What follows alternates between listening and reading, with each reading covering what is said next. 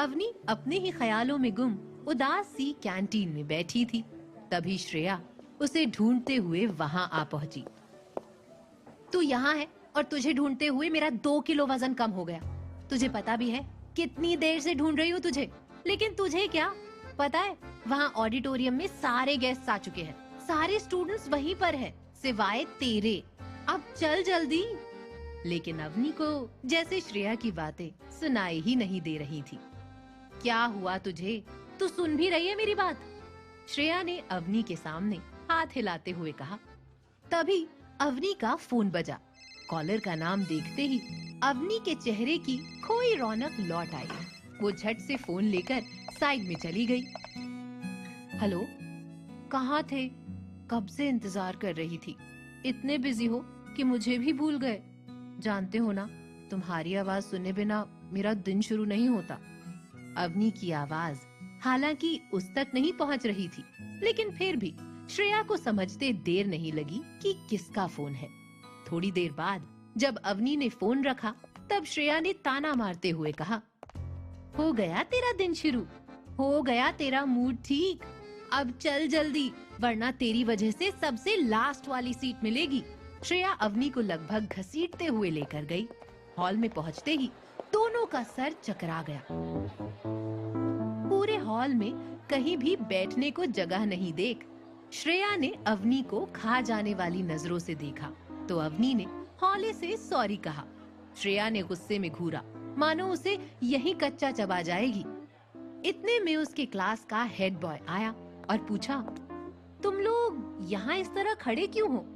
मानव के चेहरे पर एक बड़ी सी मुस्कान देख श्रेया का पारा और चढ़ गया। वो क्या है ना आदि मानव, हम लोग यहाँ योगासन कर रहे हैं, स्तंभ आसन। दिखता नहीं तुम्हें यहाँ कोई सीट खाली नजर आ रही है क्या? आंखें दान कराए हो क्या कहीं पर? श्रेया का सारा गुस्सा बेचारे मानव पर उतरा। तो तू क्यों इतना चिल्ला रही है? अभी अगर किसी ने फोन कर दिया ना, तो चिड़ियाघर वालों ने तुझे उठा ले जाना है। मानव ने भी उसी भाषा में जवाब दिया। वो क्या है ना मानव, हमें आने में देर हो गई और सारी सीटें फुल हो गई हैं। अवनी ने मानव को अपनी मजबूरी बताते हुए कहा। चलो कोई नहीं, मैं इंतजाम करता हूँ। कहकर मानव उन दोनों को लेकर आगे की ओर आया। अपने बगल वाली सीट पर बैठे लड़के के सर पर चपेट लगाई और कहा, दिखता नहीं लड़की खड़ी है, सीट दे बैठने को। यह सुन वो लड़का शराफत से उठा और साइड में जाकर खड़ा हो गया। उस लड़के के जगह खाली करते ही मानव अवनी की ओर पलटा और इससे पहले उसे बैठने को कहता, श्रेया झट से कुर्सी पर बैठ गई। श्रेया की हरकत देख मानव चिढ़ गया। ये क्या बदतमीजी है, अब मैं कहाँ बैठूंगा? तेरे सर पे? मेरे सर पे इतनी जगह नहीं है, और वैसे भी दिखता नहीं लड़की खड़ी है, अपनी सीट दे बैठने को। कहकर श्रेया ने तानों भरी मुस्कान के साथ मानव को देखा, तो वह झुंझला उठा और साइड में जाकर खड़ा हो गया।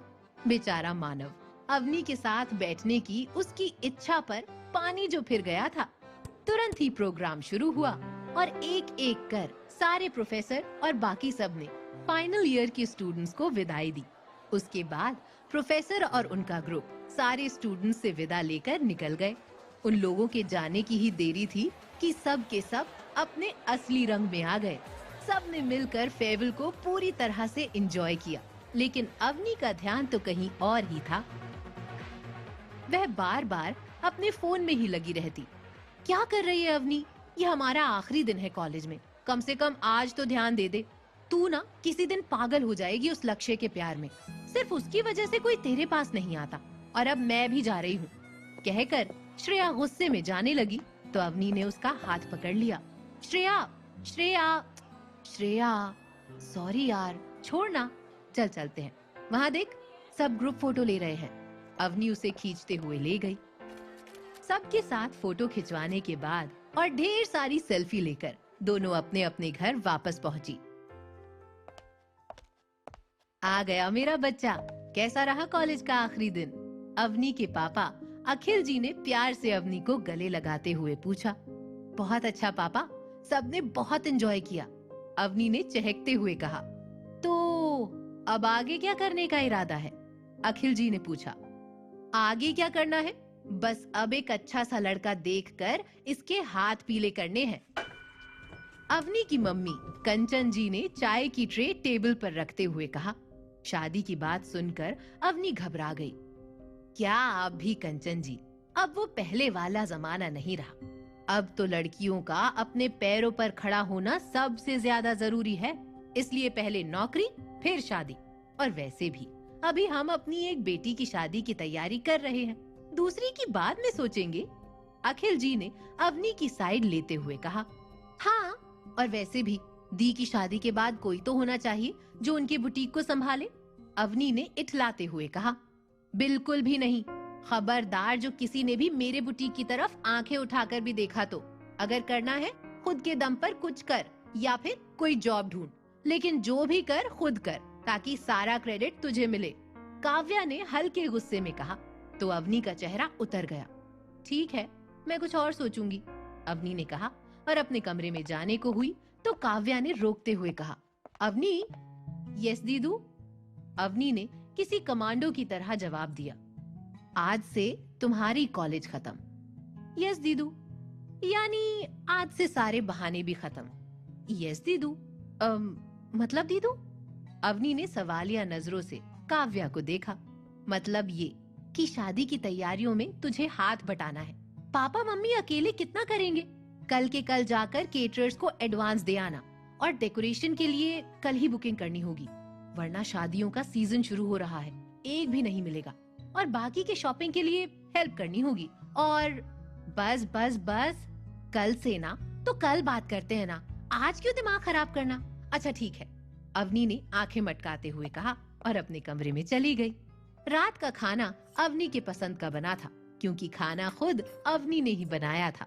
खाना खाकर अवनी जैसे ही अपने कमरे में आई, उसने अपने फोन पर एक मैसेज देखा। वो मैसेज लक्ष्य का था, जिसमें लिखा था, अब से मैं तुम्हें कांटेक्ट नहीं कर पाऊंगा। आगे एग्जाम की तैयारियों में मुझे मौका नहीं मिलेगा और मेरा मन ना भटके, इसलिए अब से फोन बंद, और इसलिए ये मेरा आखिरी मैसेज। इसके बाद मैं सीधे तुम्हें तुम्हारे घर पर ही मिलूंगा। मेरा इंतजार करना। Love you and miss you. तुम हर बार ऐसे ही करते हो। Love you to. अवनी ने प्यार से उस मैसेज को चूम लिया, मानो वह फोन नहीं लक्ष्य हो। फिर सोने चली गई, लेकिन नींद नहीं आई। आज कॉलेज का आखिरी दिन था, वही कॉलेज जहां वो और लक्ष्य पहली बार मिले थे 3 साल पहले। उस वक्त सीनियर होने के कारण लक्ष्य ने अवनी की रैगिंग की थी। एक वो वक्त था जब उसे लक्ष्य की शक्ल भी देखना पसंद नहीं था, और एक ये वक्त है जब उसे देखे बिना या उसकी आवाज सुने बिना उसे चैन नहीं मिलता। उन ख्यालों में गुम अवनी को कब नींद आ गई पता